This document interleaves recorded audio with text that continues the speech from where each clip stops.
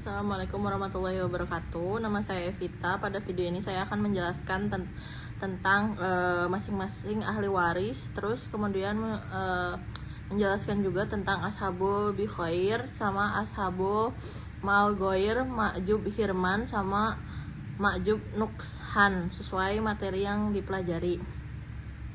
Pertama, mengenai bagian masing-masing ahli waris. Pada ilmu faraid terdapat ahli waris yang memperoleh bagian tertentu atau disebut ashabul furq, yaitu mereka yang sudah ditentukan dalam Al-Quran dan hadis, yaitu 1/2, 1/4, 1/8, 1/3, 2/3, dan 1/6. Yaitu yang pertama, ayah memperoleh 1/6 apabila pewaris mempunyai anak laki-laki, 1/6 ditambah sisa apabila pewaris hanya mempunyai anak perempuan. Dan juga yang ketiga itu menjadi ashabah atau pengambilan seluruh sisa harta, tidak ada anak laki-laki atau anak perempuan, seperti ketentuannya. Terus yang kedua, ibu memperoleh 1/6 apabila pewaris mempunyai anak atau 2 saudara atau lebih.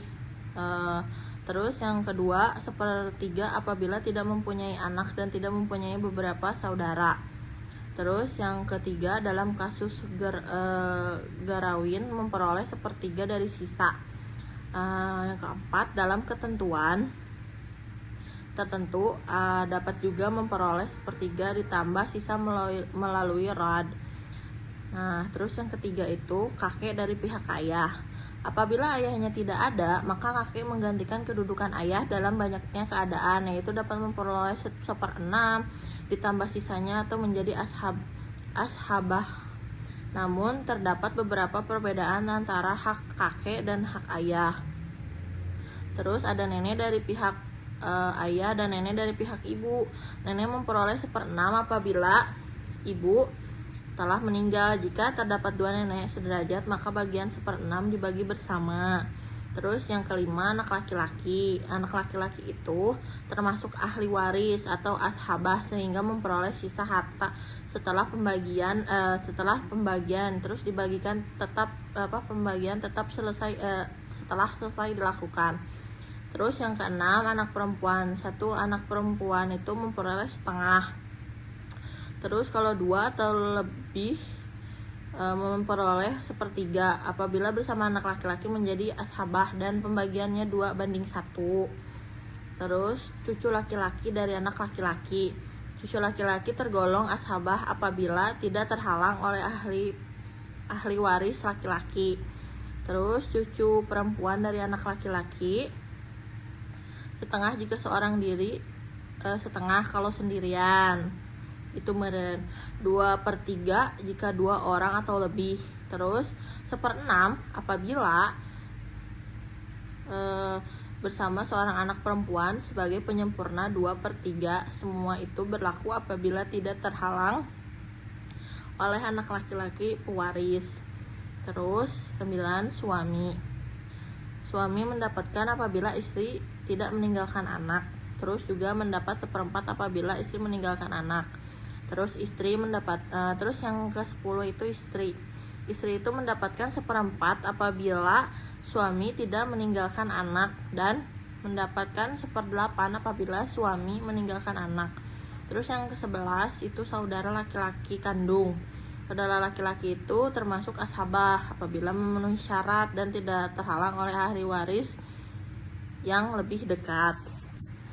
Nah, yang ke-12 saudara kandung perempuan mendapatkan setengah jika seorang diri dan 2/3 jika 2 orang atau lebih menjadi ashabah apabila bersama saudara laki-laki kandung atau dalam keadaan tertentu bersama anak perempuan.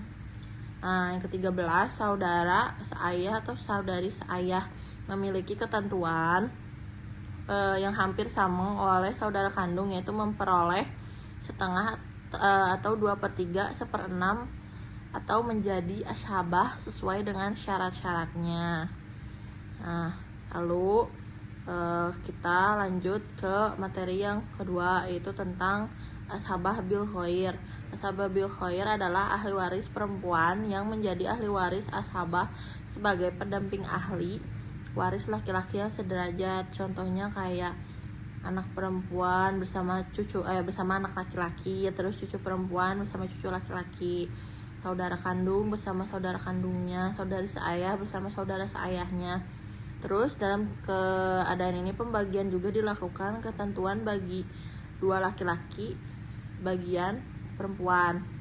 Terus yang ketiga itu tentang ashabal mal goir, yaitu saudari kandung atau saudari seayah menjadi ashabah karena